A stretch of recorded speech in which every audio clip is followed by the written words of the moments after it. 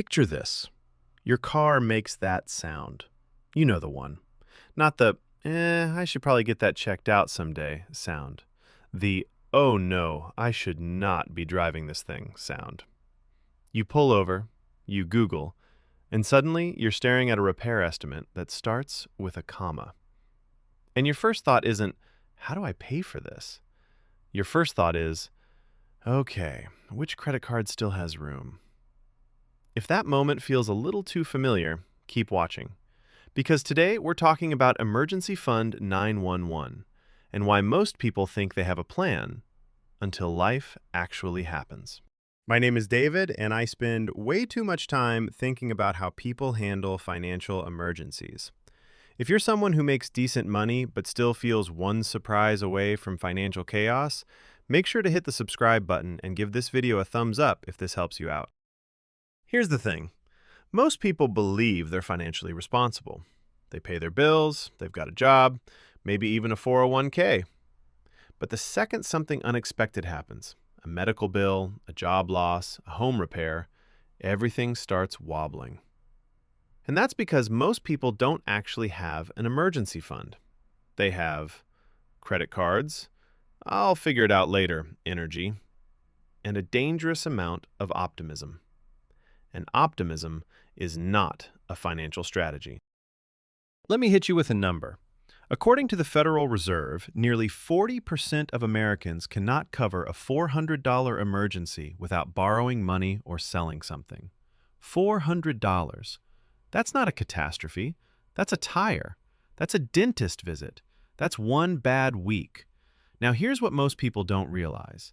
That stat includes people with jobs, people with degrees, people with household incomes over $75,000. This isn't a poor people problem. This is a planning problem. Now, you might be thinking, David, I don't need an emergency fund. I've got credit cards. Look, that's not a backup plan. That's just renting money at a panic rate. Here's what credit cards actually do during emergencies. They delay pain. They don't remove it. Let's do simple math. You put a $3,000 emergency on a credit card at 22% interest. You make minimum payments. That emergency quietly turns into $4,500 plus over time. Same emergency, different outcome. An emergency fund doesn't just save money, it saves stress, decision quality, and future income. This is where psychology comes in. When humans are under financial stress, we make worse decisions. We take higher risks. We prioritize short-term relief over long-term damage. There's actual research showing that financial scarcity reduces cognitive bandwidth, meaning your brain literally has less processing power available. So when you don't have emergency cash, you panic faster. You borrow more expensively. You accept worse deals.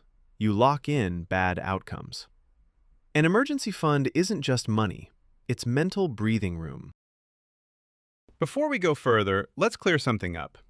An emergency fund is not an investment account, a vacation fund, a just in case I want something fund, a checking account you casually dip into. It is boring money with a very exciting job, keeping your life from imploding. Here's where most advice gets vague. Save 3 to 6 months of expenses. Okay, but what does that actually mean? Let's break it down. Say your monthly bare bones expenses are rent/mortgage, $1,500, utilities, $300, food, $400, insurance, $300, transportation, $300, total $2,800 per month. 3 months equals $8,400. 6 months equals $16,800. Now here's what most people don't realize. You don't need to hit 6 months immediately. You need layers. This is where it gets really interesting. Layer 1, $1,000, the shock absorber. This handles car repairs, medical copays, emergency travel, small disasters. This alone eliminates about 70% of panic situations. Layer 2, 1 month of expenses, the stability layer. This buys you time, options, negotiating power. Layer 3, 3 to 6 months, the sleep at night layer. This is for job loss, health crises, major life disruptions. Most people never reach layer 3 because they try to jump straight there and burn out. Your emergency fund should live somewhere. Safe, liquid, slightly inconvenient.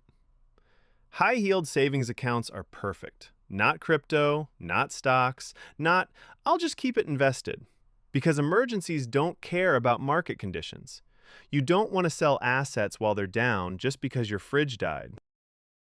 Now, you might be thinking, I just don't have the extra money. Look, most people don't lack income. They lack priority clarity. We're amazing at funding things that feel good right now. Upgrades, convenience, lifestyle creep. But emergency funds don't feel rewarding until they suddenly feel life-saving. The human brain discounts future pain. That's why emergencies always feel unlikely until they're not. Here's the practical playbook. Step 1. Automate first. Even $25 per week equals $1,300 per year. Step 2. Use found money. Tax refunds, bonuses, side hustle income. Straight to emergency fund. No debate. Step 3. Create artificial urgency. Name the account something uncomfortable. Emergency only.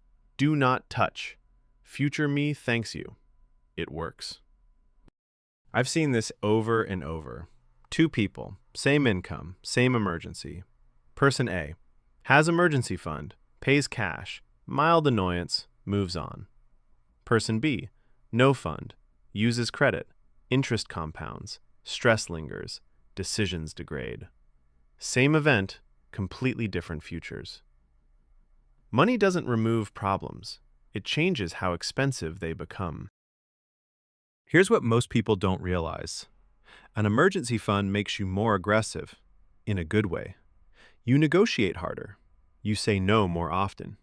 You leave bad jobs sooner. You invest more confidently. Because desperation is gone. Cash equals leverage. Do this today.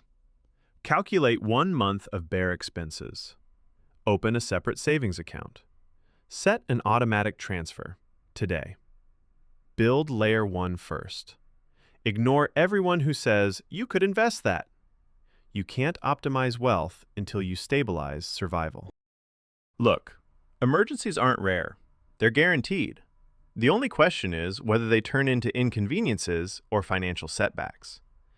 Your emergency fund is not a sign you're scared. It's proof you're prepared. If this helped you rethink your emergency plan, hit subscribe. If you've ever had an "oh no" moment, give this video a thumbs up. And remember, financial freedom doesn't start with getting rich. It starts with not being fragile. I'll see you in the next one.